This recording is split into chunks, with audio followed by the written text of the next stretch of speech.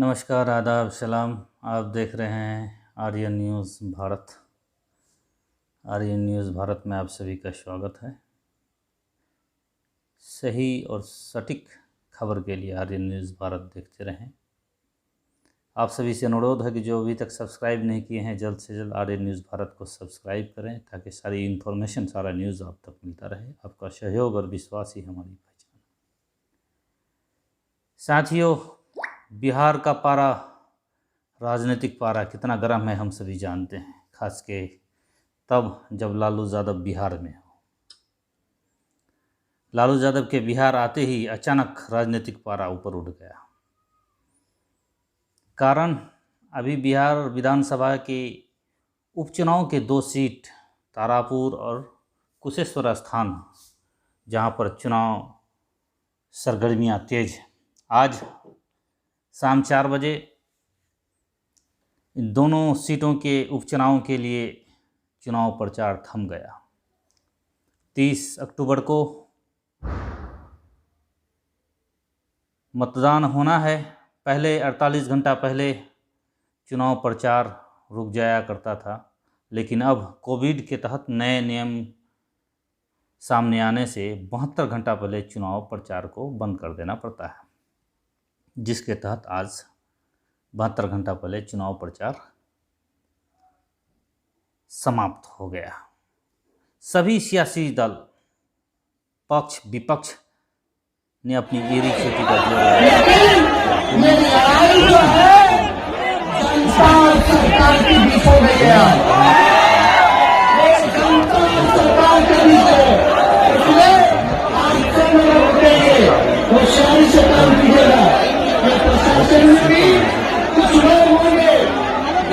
ऐसी परिस्थिति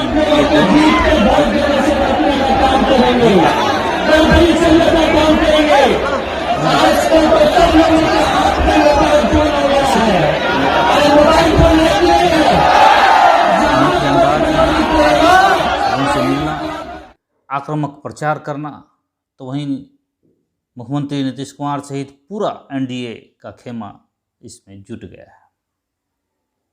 आज नेता प्रतिपक्ष तेजस्वी यादव ने सभा को संबोधित करते हुए कहा कि यह सरकार और जनता के बीच लड़ाई है। वहीं उसके बाद संवाददाताओं के सवाल पर संवाददाताओं से संबोधित करते हुए उन्होंने कहा कि सीएम के मुंह पर युवाओं ने रोजगार मांगा तो सीएम ने उसे जेल भेज दिया। सीएम पर जमकर हमला बोले नेता प्रतिपक्ष। आप लोग सब लोग देख रहे होंगे कि लोग जो हैं आक्रोश में हैं। कल भी सरकार के प्रति लोगों का गुस्सा जो है फूटा है, और लोकतंत्र में जनता को अधिकार है कि जिनको उन्होंने चुना है उनसे वो सवाल कर सके। कल कुछ नौजवानों ने 19 लाख रोजगार में से पूछा कितने रोजगार हमको मिले। भैया 19 लाख रोजगार जो है कब मिलेगा? नीतीश जी ने अपना आपा खोया और उनके वापस आने के बाद उन सभी निर्दोष गरीब जो बच्चे हैं, जो नौजवान हैं, जिनका कोई दोष नहीं है, केवल अपना अधिकार मांग रहे थे अपने मुख्यमंत्री से, उनको जो है जेल में घुसवाने का काम किया, जेल में बंद कर दिया। क्यों अरेस्ट किया गया भाई?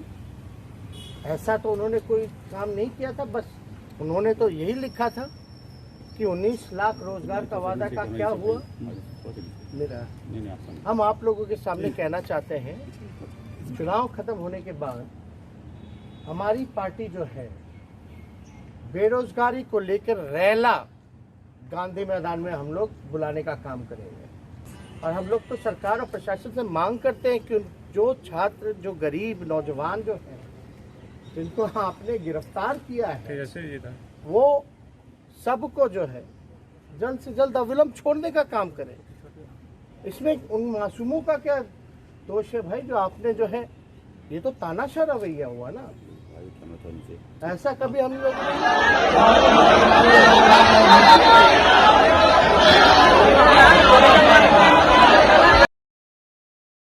वहीं 6 साल बाद आरजेडी प्रमुख लालू प्रसाद यादव राजनीतिक रैली, चुनावी रैली में भाग लिए, क्योंकि 2019 और 2020 दोनों ही चुनाव में वो गायब थे, जेल में थे, जिस कारण से वो चुनावी रैली में भाग नहीं लिए थे।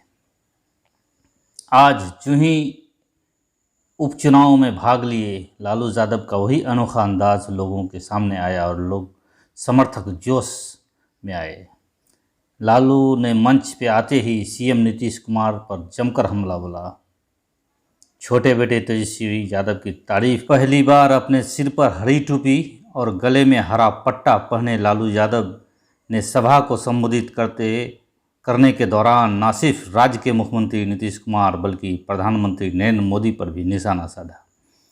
नीतीश कुमार पर पलटवार करते हुए राजद अध्यक्ष ने कहा, हम काहे गोली मारेंगे, तुम अपने मर जाओगे। एक दिन पहले नीतीश कुमार ने कहा था कि लालू जी चाहें तो हमें गोली मरवा दे। दरअसल नीतीश कुमार लालू यादव के विसर्जन वाले बयान पर प्रतिक्रिया दे रहे थे, जिसमें राजद अध्यक्ष ने कहा कि उसका विसर्जन करने आए हैं।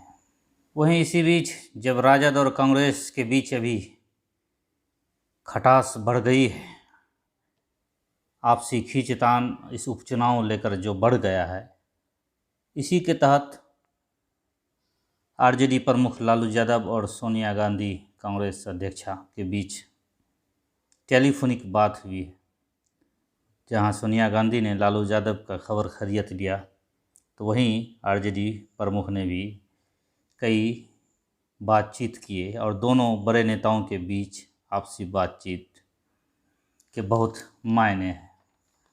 लालू यादव ने सोनिया गांधी से कहा कि राष्ट्रीय स्तर पर बीजेपी का विकल्प कांग्रेस ही है और उसे नेतृत्व करना होगा और आगे बढ़ना होगा। साथ ही उन्होंने अनुरोध किया कि जल्द ही आप सभी विपक्षी पार्टियों की एक बैठक बुलाएं। क्रूज ड्रग्स मामले में शाहरुख खान के बेटे आर्यन खान को बुधवार को भी जमानत नहीं मिल सकी। बुधवार को भी बॉम्बे हाईकोर्ट में बहस पूरी नहीं हो सकी और अब सुनवाई गुरुवार को भी जारी रहेगी। आर्यन को जमानत का इंतज़ार अब और बढ़ गया है। तीनों आरोपियों के वकील की तरफ से बहस पूरी हो चुकी है। अब गुरुवार को एनसीबी की तरफ से एएसजी अपना पक्ष रखेंगे। एएसजी का कहना है कि उन्हें बहस को ख़त्म करने में करीब 1 घंटा का समय लगेगा। दिल्ली में कोविड-19 की वजह से बंद किए गए सभी स्कूल अब फिर खुलने जा रहे हैं। दिल्ली के डिप्टी सीएम मनीष सिसोदिया ने कहा है कि स्कूल 1 नवंबर से सभी स्कूल खोले जा सकेंगे। स्कूल खुलने पर किसी भी पेरेंट्स को अपने बच्चे को स्कूल भेजने के लिए बाध्य नहीं किया जाएगा। पढ़ाई ब्लेंडेड मोड में होगी, यानी फिजिकल और ऑनलाइन दोनों साथ चलेंगे। 50% से ज़्यादा बच्चे को एक बार नहीं बुलाया जा सकेगा। स्कूल ये सुनिश्चित करेगा कि उसके सारे स्टाफ को वैक्सीन लग चुकी है।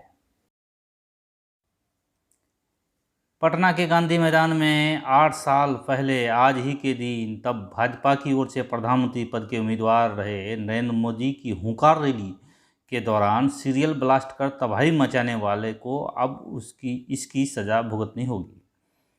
एनआईए कोर्ट के जज ने बुधवार को इस मामले में 9 आरोपियों को दोषी करार दिया है, जबकि एक को बरी कर दिया गया है।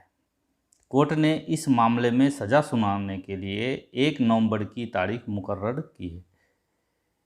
इस फैसले पर सभी की नज़रें टिकी हुई थी।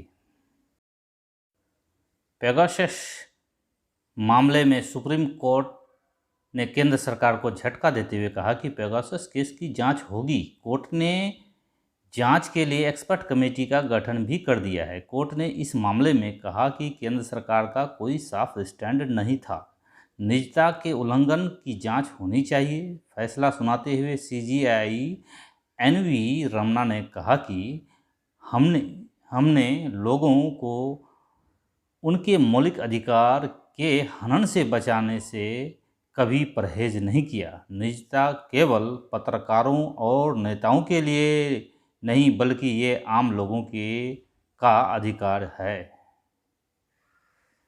बिहार की राजधानी पटना के पीएमसीएच में एमबीबीएस इंटर्न डॉक्टरों ने हड़ताल कर दी है। डॉक्टर वेतन वृद्धि की मांग को लेकर धरने पर बैठे हुए हैं। इसकी वजह से ओपीडी और कुछ अन्य विभागों में आने वाले मरीजों के इलाज में बाधाएं आ रही है। इसके अलावा राज्य भर के मेडिकल इंटर्न डॉक्टर हड़ताल पर हैं। दोस्तों, इसी के साथ ही आज के दिन भर का मुख्य समाचार समाप्त हुआ।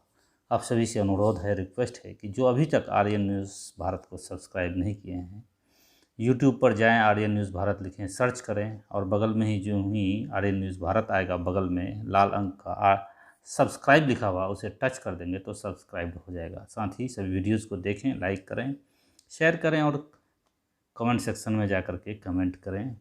आप सभी का धन्यवाद। वीडियोज़ देखने के लिए बहुत बहुत धन्यवाद।